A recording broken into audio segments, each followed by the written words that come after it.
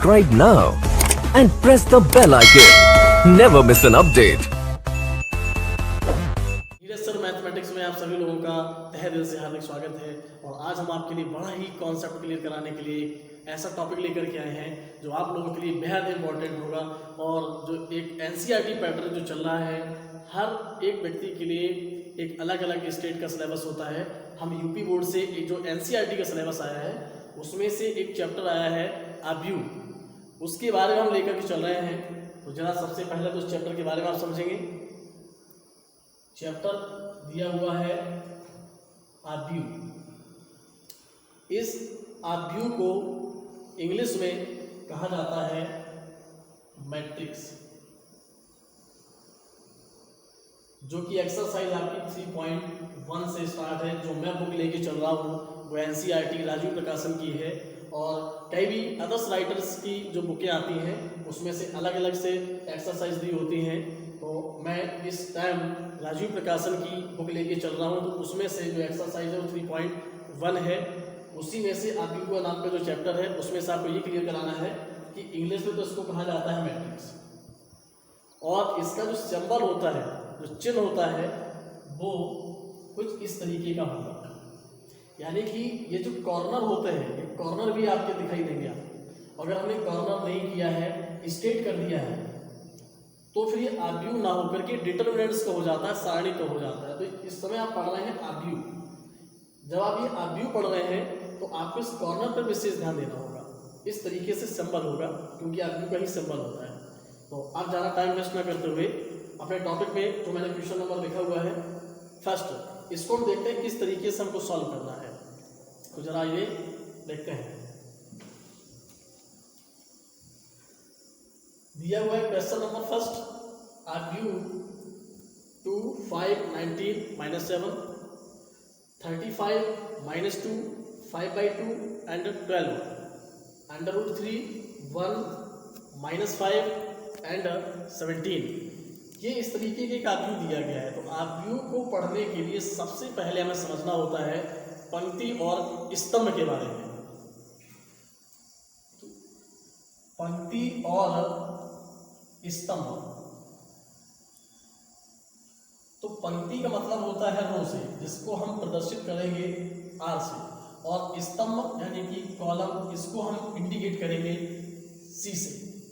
अब होता क्या है कि जैसे मान लीजिए कि ये हमने आब्यू दिया है, तो इस आब्यू में क्या पंक्ति है और क्या स्तंभ है। तो ये जो आपके हिस्से हैं 2 5 19 और -7, और दूसरा दिया हुआ है 35 -2 5/2 एंड 12, और तीसरा दिया हुआ है √3 1 -5 और 17। तो ये जो चीज़ दिया गया है, तो ये आपकी है पंक्तियाँ। इसको हम आर से प्रदर्शित करेंगे। इस आब्यू में जो पहली पंक्ति है आपकी 2 5 19 -7, तो इसको हम R1 कहेंगे। दूसरी जो दी गई 35 -2 5/2 12, ये आपकी R2 हो गई। और जो तीसरी दी गई है तो इसको हम लिखेंगे R3। ये आपकी तीन हो गई पंक्तियाँ। इसके बाद ये जो है 2 35 √3, ये आपका हो गया कॉलम, यानी कि C1 है। 5 -2 और ये 1, ये आपका दूसरा कॉलम है। 19 5/2 और ये जो -5 है, ये आपका कॉलम हो जाएगा 3।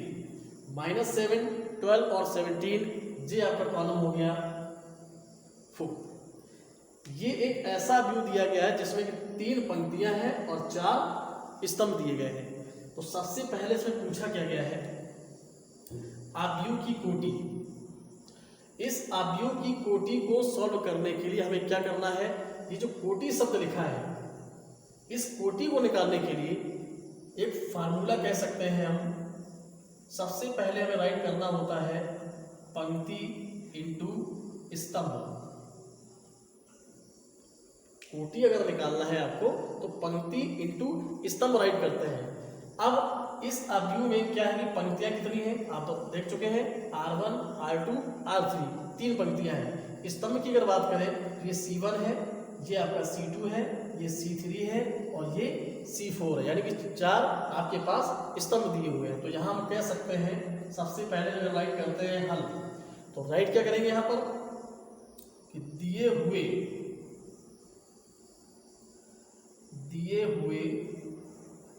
आव्यूह में पंक्तियों की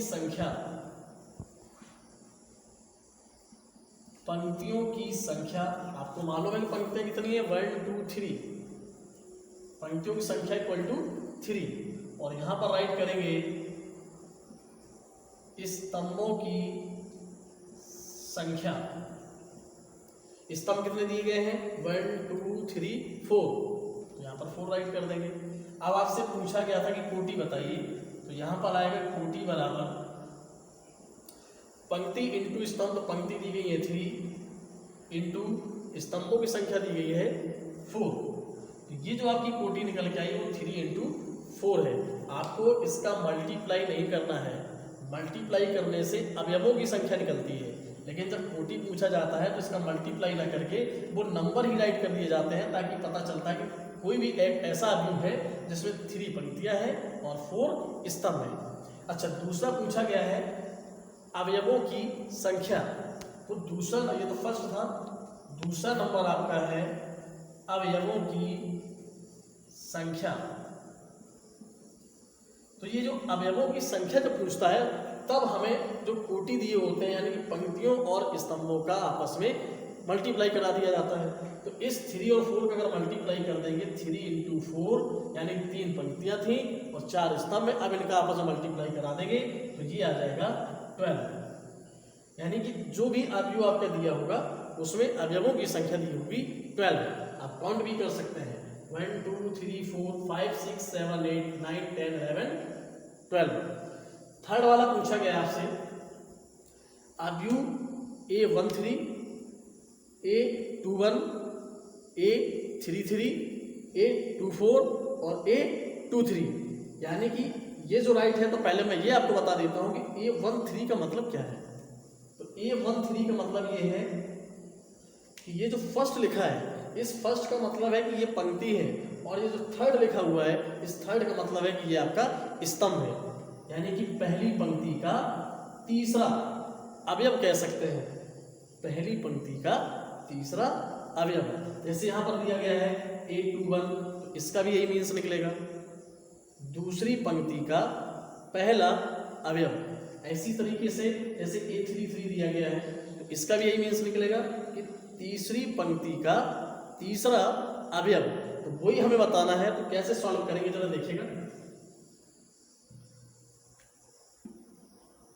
जैसे आपका ये अवयव दिया गया 235 √3 5 -2 and 1 19 5/2 -5 -7 12 and 17। सबसे पहले आपको फाइंड करना है A13 निकालने के लिए मैं पहले बता चुका हूं कि A13 का मतलब ये है कि पहली पंक्ति का तीसरा अवयव। तो देखिए पहली पंक्ति आपकी ये है R1, तो इस पहली पंक्ति का तीसरा अवयव क्या होगा, फर्स्ट अवयव, सेकेंड अवयव एंड थर्ड अवयव। तो थर्ड जो अवयव इसका जो दिया गया वो 19 है, तो A13 की वैल्यू कितनी आ गई 19 आ गई। इसके बाद आपसे पूछा गया था A21 का मतलब है कि दूसरी पंक्ति का पहला अवयव। तो अब दूसरी पंक्ति आपकी ये है 35 वाली, इसमें से दूसरी पंक्ति का पहला अवयव है, तो दूसरी पंक्ति का ये पहला अवयव कितना है आपके पास 35। इसके बाद आपसे पूछा गया है A24, इसका भी यही मतलब है कि दूसरी पंक्ति का चौथा अवयव, दूसरी पंक्ति तो यही है, तो चौथा अवयव कौन सा होगा, first, second, third and fourth. इसी तरीके से पूछा गया है आपका A33, ये रह चुका था, ये भी निकालते हैं A33, यानी कि तीसरी पंक्ति का तीसरा अवयव। तो तीसरी पंक्ति आपके पास ये है, और इस तीसरी पंक्ति में आपको तीसरा वाला देखना है, तो 1 2 3 यानी कि -5 दिया हुआ है। इसके बाद आपका बचा A 2 3, इसका भी यही मीन्स निकलना है कि दूसरी पंक्ति का तीसरा अवयव, तो दूसरी पंक्ति ये है और तीसरा कौन सा है, फर्स्ट, सेकेंड एंड थर्ड, यानी कि 5/2।